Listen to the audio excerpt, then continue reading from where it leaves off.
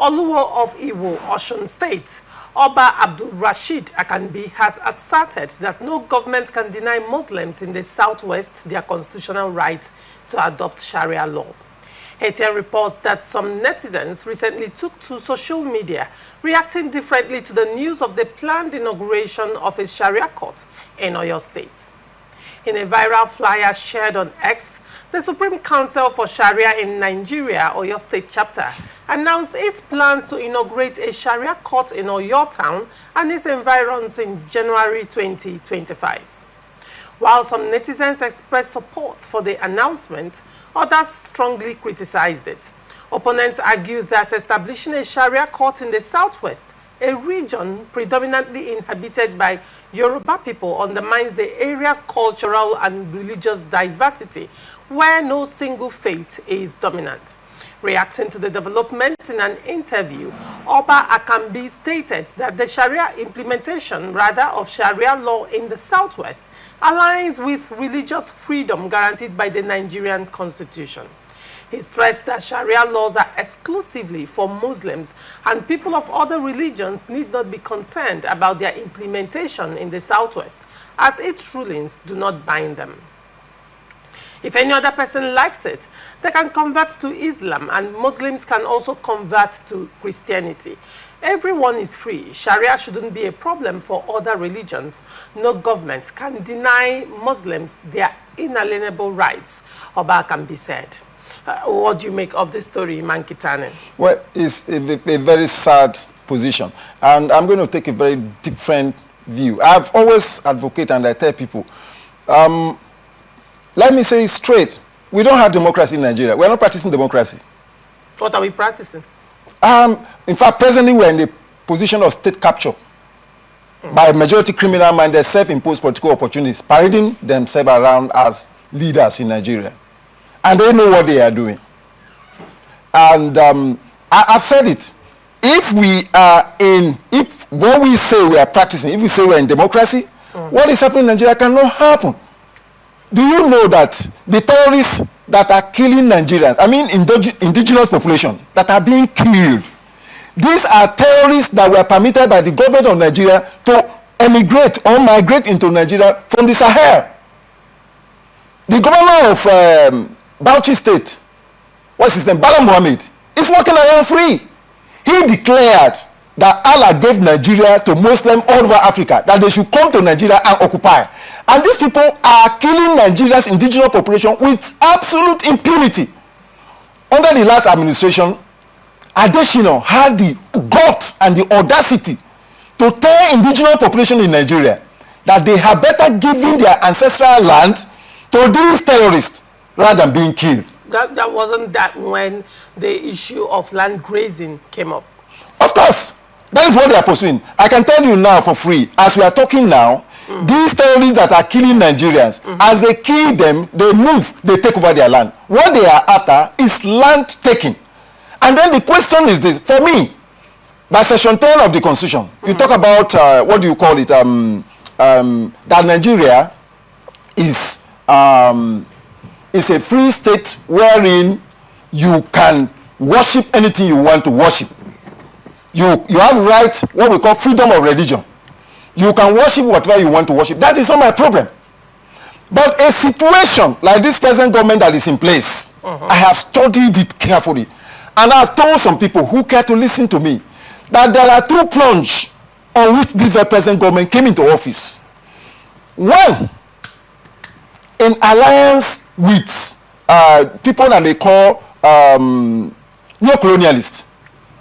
If you check the economic policies of the government, they are practically pure neo-colonialists. Do you know that the petroleum minister is the president of this country? Yes, do you know that Nigeria has what we call globally recognized comparative economic advantage in the production of crude oil? In the light of that, Nigeria has no business with importation of crude oil. We have enough here. Instead, Nigeria is killing its youths who are into parallel refining instead of collaborating with them to make life easy for Nigerians. Now, all that they are pursuing, and another thing is alliance with these terrorists. Now, this is the only country in the world that the government claims that it is rehabilitating terrorists that are killing its citizens. Mankitane, yes. I would actually want us to, limit our conversation towards the Sharia, a constitutional right for Muslims, because, there have been a lot of controversies surrounding the implementation. Well, Sharia came out, the Muslims said it wasn't a Sharia court that they wanted to inaugurate in Oyo State. That what they wanted to inaugurate was a Sharia arbitration panel, and that panel doesn't have any punitive powers. However, arguments are that this Sharia court, it's coming from, they want to inaugurate it in a region that is predominantly Christian. Let me say this to you. There's an agenda that is being pursued. There's what we call the policy of testing the ground. Okay. Now, children do that a lot. When they come around, they come to the house, they will test the parent on certain issues, try and see whether it will work. I have said it, and I'm saying to you that there is a sinister agenda that is on the ground that is tilted towards. I'm very sorry, but you may hold me account to it, and I have facts to prove it, that everything is tilting towards Islamization agenda. Why would you ask me? You ask me. Can you present your facts? Right. You can ask me, why am I saying that? Yes, that's the question. Now, the reason why I'm saying that is what I have told you earlier. There is no nation of the world that the purpose of government is for the protection of life and properties of its citizen. By section 14 of the Constitution, power belongs to the people. You and I here, you can't be in government house. That's why there is supposed to be election. And it is deemed that those that we voted for are our representatives. They have our will, they have our interests. But we have a situation wherein those that claim that they represent us are representing their personal agenda and those that brought them to office. I've said it here very clearly, and some people don't seem to understand. If you understand the power of the judiciary, for instance, and what it does, like this agenda of Islamic this thing that they are pursuing, for me, Nigeria is supposed to be a secular state. Do you understand? Nigeria is not a secular state. What is in practice is not. But what is in the Constitution? It's Nigeria is secular. The Constitution is a mere piece of paper that is not being adhered to. When we go into other issue, I'll prove it to you. It's not being adhered to. As I'm speaking to you now, the judiciary is supposed to interpret the Constitution, but the judiciary have been captured to be part of the executive. That is where we are now. And I've stated it clear that any nation of the world, to the best of my knowledge, whenever the judiciary is captured, the next thing that will happen is either revolution. Because if you know the enormity of the power of the gates of the law, that's why the political class fight to take over the gate and appoint their people who are not fit to be in office, to be in charge of the judiciary. Because whatever they want to, if you check, I'll just give you a classic example. Do you know that, I don't know how old you are, but for the time you started voting, do you know that consistently, it is not those that Nigerian wants, but it is only few members of tribunal and Supreme Court that decide who becomes the president? Not who Nigerian wanted to vote, per se. And that is a game that is being played, and people don't understand. Do you know when this crisis started in Benue, they were burying the dead executively. It got to a point they buried them like we normally plant yam in my axis. Mass burial. No. You have stump that represent each individual that are buried. Okay. Then we cross from that. Now is mass burial. They use caterpillar to open the ground and then bury people. Communities are being wiped out. The full crisis we're having now, part of it is activities of terrorists. My friend who just came in from the North Borno area, most of these terrorists, these people are the people in the illegal mining sector. You had last week there was an incident that happened, and these terrorists killed some of the civil defense that were protecting Chinese who came in for illegal mining. And it's a very funny situation. You know, when you understand the real state of affairs on the ground, you realize that this is just a game. The president cannot say anything. A country that has Ministry of Agriculture, some people came up and said that they need livestock. That is another way to bring in Ruga. So it's a funny thing that is happening. And you ask yourself, who did this to us? How did we come to this place? So they will just play a kind of a game. You just see, you just hear about, talk about the next thing you are going to hear. They will tell you Sharia is here. And we know the consequences. Even this argument of tax, that just faded away, kind of. The issue was, if you let's not go into if you stay in the north and you say that you do not want beer in your territory, do you understand? For instance, you don't want beer in your territory. Why are you taking the VAT from beer? You destroy other people's economic life. This is the same thing that happened. The same thing that happened, once Sharia is established into a place, they come in and tell you, regulate your life. So now you are within that enclave. They tell you that you cannot, because we operate and rely on what we have seen. If you meet an agricultural expert, he can tell you that this just hatched egg is a cockerel. You may argue with him and say, what do you see? What is the sign that this is a cockerel? He'll tell you, don't worry, I've seen the sign. 6 months down the line, we have marked the leg of that. Yes, we have marked the leg of that cockerel. He'll tell you, have you seen what I was telling you? It's like an experienced mother that the child misbehaves and takes in. The moment the mother looks at the child, her movement, nothing has shown, evidently. She knows that this child is pregnant. And she raises a question. What happened? And the father may just rant. Few months down the line, the mother may call the husband. Have you seen what I was telling you? Our daughter is pregnant. There are signs. You draw from what you have seen on the table before.